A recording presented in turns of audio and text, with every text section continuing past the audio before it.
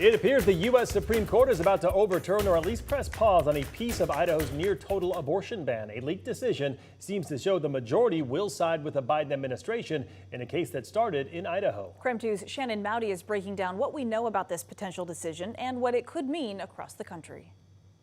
Bloomberg News first reported this morning after a SCOTUS decision on the Idaho case was briefly posted online, then taken down, but it was up long enough to show the high court is seemingly about to allow abortions in emergencies.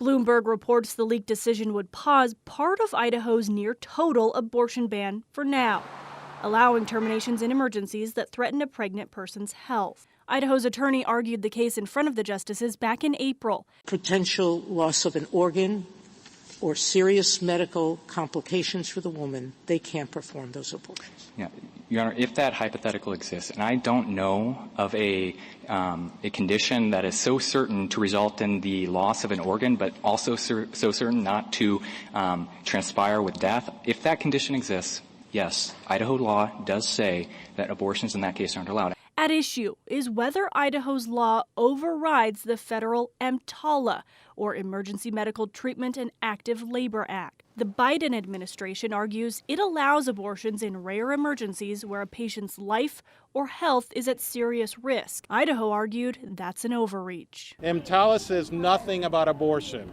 In fact, EMTALA requires that emergency rooms care for pregnant women and their unborn children. The Supreme Court allowed Idaho's law to go into effect while the case played out.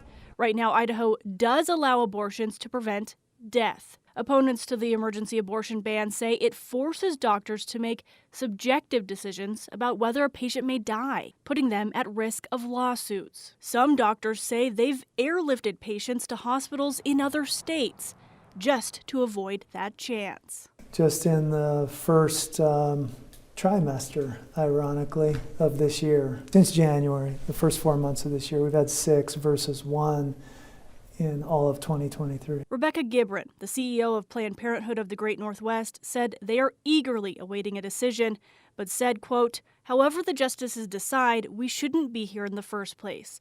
2 years ago, this same court created a reproductive health care crisis across the country. Right now, lawmakers and political leaders across the Gem State, like AG Raul Labrador, are keeping quiet until the final ruling is out. That could come as soon as tomorrow.